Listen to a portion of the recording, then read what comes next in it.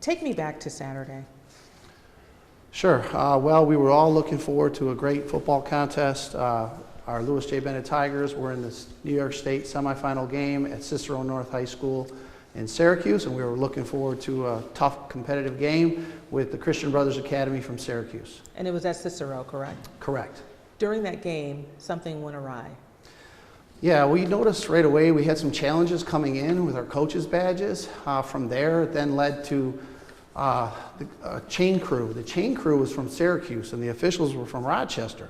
So we got some inside information regarding some of the conversations that took place in the officials' locker room an hour before the contest. So from there, then things transpired on the field, and I was very inquisitive to try to be real visible and supportive around my team to kind of see some of the interactions of what was going on with the game officials, with my team, with the opponent, and making sure that everything was going smooth and seeing how I could support our team in hopes to get on quest to another state title. So it seems like it was Syracuse favor. Is that where? Well, the game officials were from Rochester and the chain crew was from Syracuse. We got great support from the chain crew and hospitality as the game was hosted in Syracuse, but the officials were from Rochester, from Section 5. Does Section 6 have any reps there?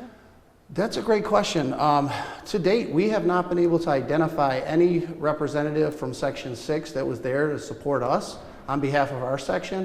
It was simply our administrative staff, our board, our cabinet members, all of our parents, families, but we didn't have any support from the section that we are aware of. No one came down. We did have to have a protest on the field over one of the game penalties that were called. Talk to me about that. What happened? Sure. So there was an unfortunate call on the field with a child, which was a penalty, which we did not dispute, and at that point the game stopped. And we noticed that the CBA coaches were on their sideline within the numbers talking to their players. We look over and full attention was on our Bennett coaching staff as my coaches were on the field. So one team was flagged for a penalty, and it unfortunately was Bennett. And at that point, Coach McDuffie turned to me and said, "Mike, what is going on?" I tried to question the sideline official.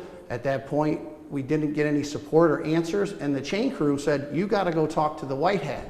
And at that point, we decided Coach McDuffie wanted to protest the call, which is within the limitations of the game. In the championship operations packet on page 14, paragraph 5, it clearly illustrates, and they reviewed this in the meeting prior to the game. And so we were aware of the game rules and our ability to navigate through the game to put our children in the most competitive situation, and unfortunately, the protest was not honored. So you were protesting a call and you all were flagged for it? The flag occurred. Our team was penalized for a sideline infraction. Their team did not receive a warning or a penalty at that point. So that led to us protesting the fact that under this game application, that you're penalizing one team for the infraction as we're witnessing the other team. I was standing there saying, look to the officials, look at the other team, they're on the field. Did they receive a penalty? Unfortunately, they did not. And then you get kicked out? No, that led to more chaos and confusion. The NISFA director came down on the field and asked what we were protesting. At that point, we were exchanging communications, trying to clarify what the protest was about. All of a sudden, the officials run off the field, and 2 deputy sheriffs come over, and they beeline straight for Coach McDuffie. And I said, what is now going on? This was very, unique. You don't see something like this at a high school football game. And I knew at that point that there had been no ejections. No one motioned as an official, "You're out of here," right? That would be standard protocol if you were ejecting someone from a football game. There would be clear indication from the officials. And that led to a whole nother incident with the 2 law enforcement from the Onondaga County Sheriff's Department. I mean, the message that it sends to the kids, to the administrators, you just talked about what was likely going through your head, like what is actually going on. So when were you ejected? So we had a discussion. The game was put on pause. Teams went to the locker rooms. There were fights breaking out in the Syracuse stands, at the concession stand, in the stands. It was a chaotic situation that the game got put on hold. And So the game was put on hold not because of the players, but activity that was happening in the stands as well.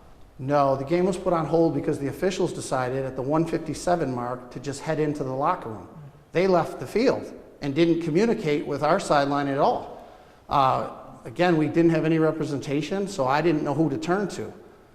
But at that point, we were waiting to see, and then we had to go into the locker rooms. We were hoping to gather our composure, find out what the result of the protest was going to be. Coach McDuffie and I were called into a custodial closet and had to meet with 3 other individuals, and it was clear to us that they didn't have a formalized process for an appeal. And they didn't hear our side. It was one-sided, and at that point I was told, you are going to be ejected from the game. I mean, when you look at it and hear it on its face, nothing makes sense here. Yes, there was a lot of chaos and confusion, and I see a deeper problem and cause here. We questioned NISFA, High School Association, on the officials, where they were formulated from, why we didn't get some support from the sectional level or our officials. We've seen our section over the years, the past 3-4 years, improve a lot of the diversity on the coaching or on the official staff, and really support a lot of our programs and our coaches and our kids. And we didn't get that same level of support from the Section 5 officials that we do here in Section 6. What would you like to see going forward when it comes to state playoffs from NIFSA as well as Section 6? So several things. First and foremost, it'd be nice to rotate. We're always heading up the road, and it costs our district a lot of money, and our kids have to travel, and so that becomes advantage, disadvantage.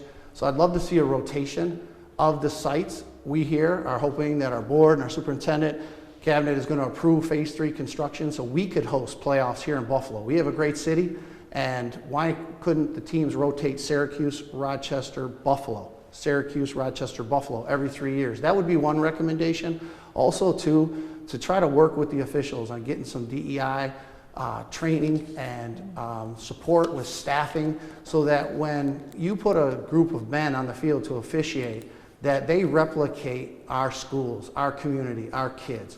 Those are 2 things that I would like to see from an administrative perspective and game execution to try to make it the best game environment possible. Anything else you want to add? No, we thank you, Channel 2 News, for your support and helping us tell our story.